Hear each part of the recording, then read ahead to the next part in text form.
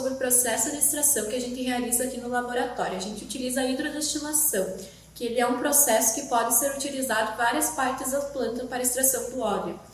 E ele é um processo mais utilizado no laboratório por ser de pouco rendimento.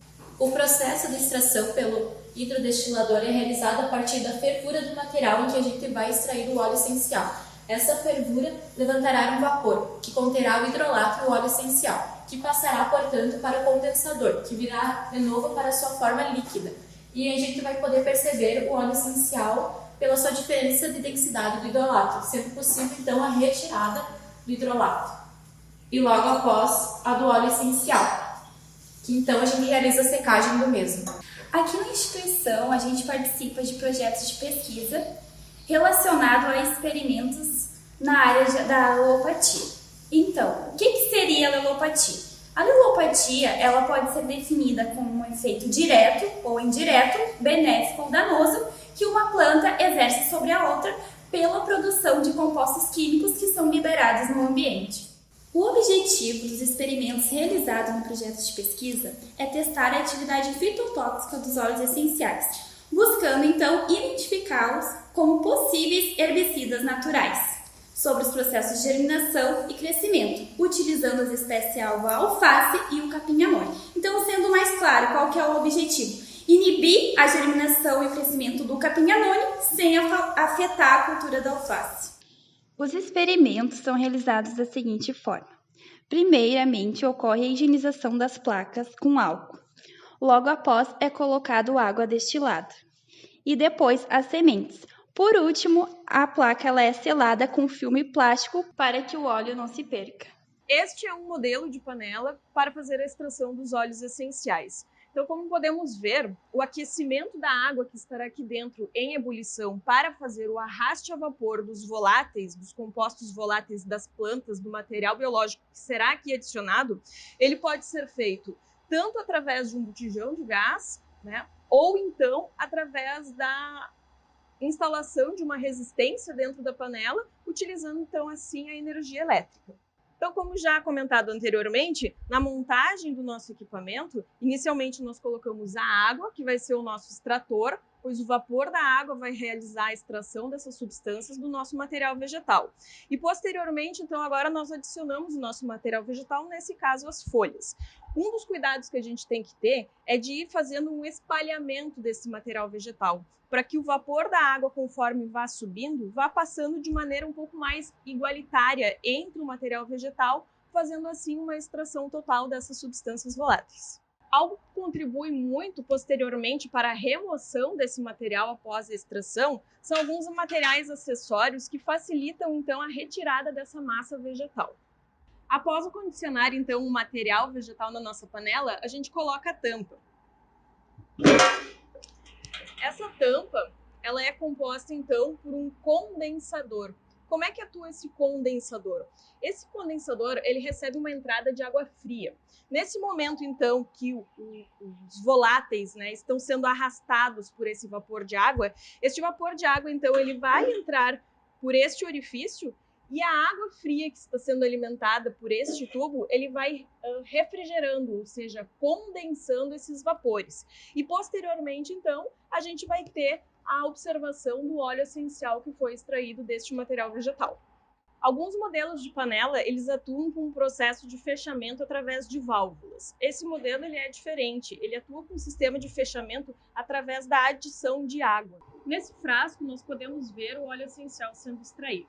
Então, se observarmos aqui, nós temos duas frações. A fração de cima é o nosso óleo essencial, enquanto que a fração de baixo, onde a gente vê que é uma fração aquosa, essa fração aquosa, a gente chama isso de hidrolato.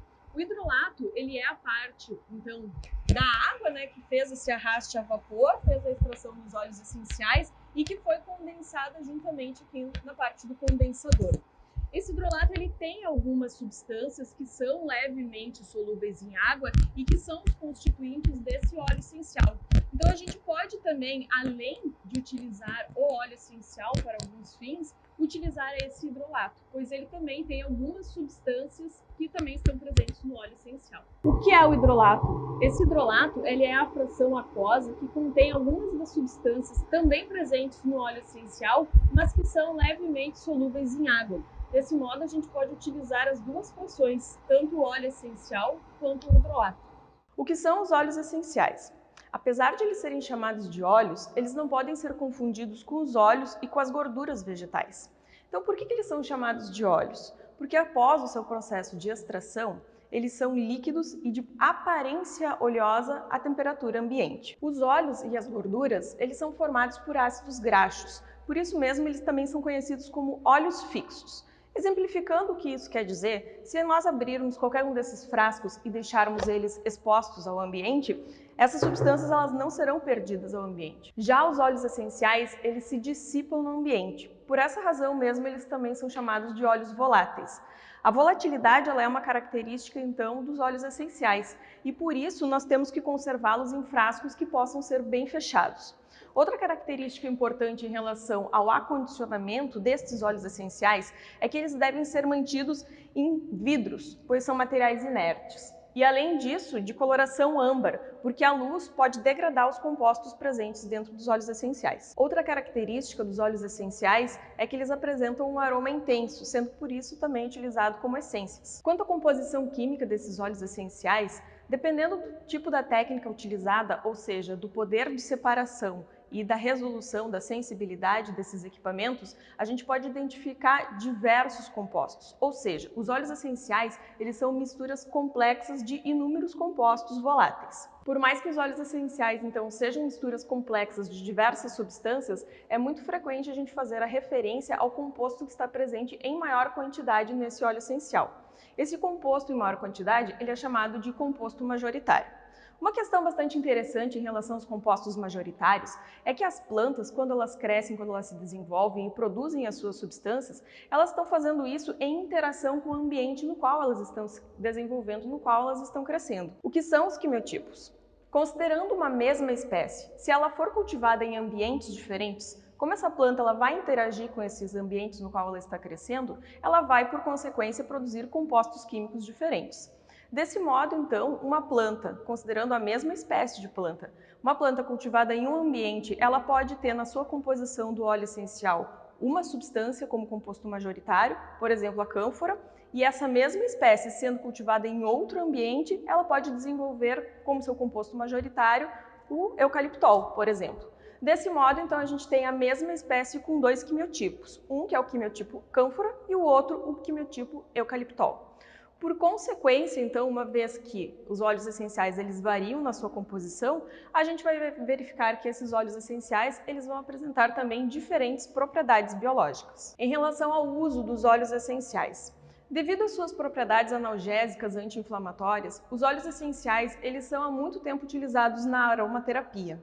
Mas eles também são amplamente utilizados na indústria, desde flavorizantes de alimentos e de bebidas, também como ingredientes de cosméticos, perfumes, produtos de higiene pessoal e produtos de limpeza. Devido às propriedades antimicrobianas e antioxidantes de diversos óleos essenciais, muitos deles têm sido estudados para sua aplicação como conservantes de alimentos. E também, recentemente, vários desses óleos essenciais eles estão sendo estudados para verem a possibilidade de aplicação como aditivos nas rações animais. Com o objetivo de quê? Com o objetivo de reduzir o uso de antibiótico das criações animais. Atualmente, o uso dos óleos essenciais ele tem se popularizado.